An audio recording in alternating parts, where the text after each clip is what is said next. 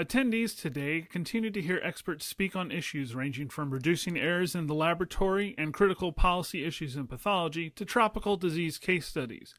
Attendees also saw service awards given out and heard a filmmaker share her personal story of living with a life-changing diagnosis. All this happened on Day 3 of the 2009 ASCP Annual Meeting.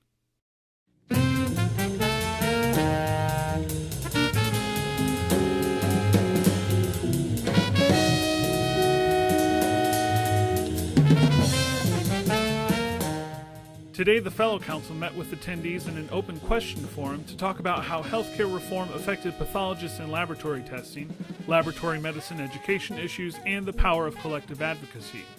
Later, hundreds of members gathered to hear Dr. Robin Cook of Maine Medical School in Brisbane, Australia, deliver his keynote scientific speech. He discussed in depth the history of malaria and the discovery of treatment for the disease, as well as that of cholera and Q fever.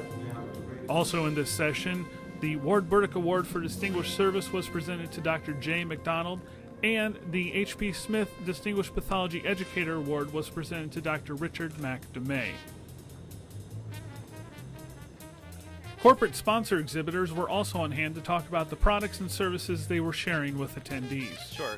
Hologic is the premier women's health care company in the world, and we're here really highlighting a variety of products.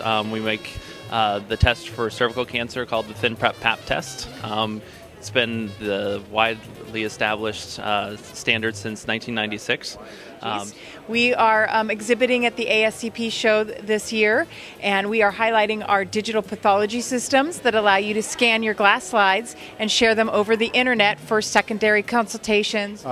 American Proficiency Institute is a partner with ASCP with continuing education, and we sponsor the keynote scientific speaker each year.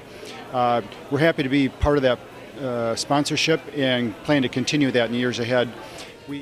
Joanna Rudnick, a Chicago-based film director, shared segments of her Emmy-nominated film In the Family. This documentary focuses on her discovery that she was positive for BRCA1 and 2, a genetic mutation associated with breast and ovarian cancer.